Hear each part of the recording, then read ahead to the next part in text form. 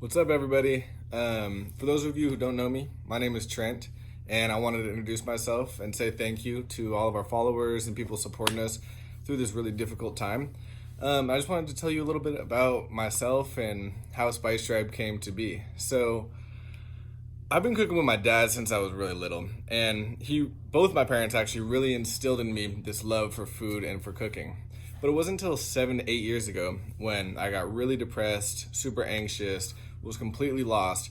I dropped out of college, went back home to live with my family, and I started working at restaurants to make a living and just try to figure out what I wanted to do with my life. And while I was there, trying to buy food every single day, this seed that they planted in me started getting watered. I started getting really excited about cooking with different fruits and vegetables and good quality meats and different spices. And I would be, after work, always experimenting with new flavors and new ingredients and doing research on different cuisines and different cultures and how they all kind of connected and intertwined with one another. And so that's when I started feeling so much better because I was eating really good food. And at the same time, I actually started doing Buddhist mindfulness practice. So I was meditating and while I was cooking, and I basically just started getting really in touch with my ingredients and our relationship with the earth, and also just how food tells this story of how we are all super connected. You literally can follow the history of spices, and it shows how different cultures became influenced by each other and intertwined over the years. So that's when it really hit me that food became my medicine and cooking became my meditation. And I would do breathing exercises while I was cooking. And that's why I wanted to share that, because if you aren't cooking at home right now, if you are still intimidated by it, look at cooking as a resource for mental health, for physical health. Like literally cooking at home with your family can be a place as refuge. You can really learn a lot about yourself and about the world just through the kitchen. And I love how you can learn, even with your kids, learn about biology, learn about chemistry, learn about physics, learn about history, learn about artistic expression, all in the kitchen.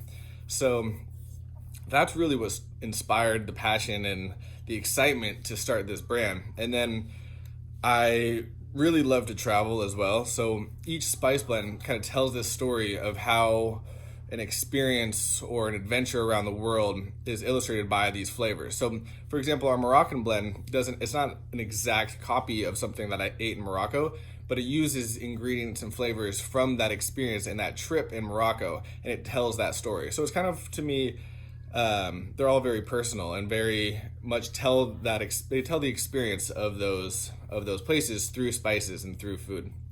And then as I was creating this business and selling different spice blends and looking for really high quality ingredients, I came to realize that it was really hard to find where your spices were coming from. So basically, like, I'm living in California, in San Francisco. There's farm to table, there's grass-fed beef. Chefs especially really care about where their ingredients come from, but for some reason spices was overlooked.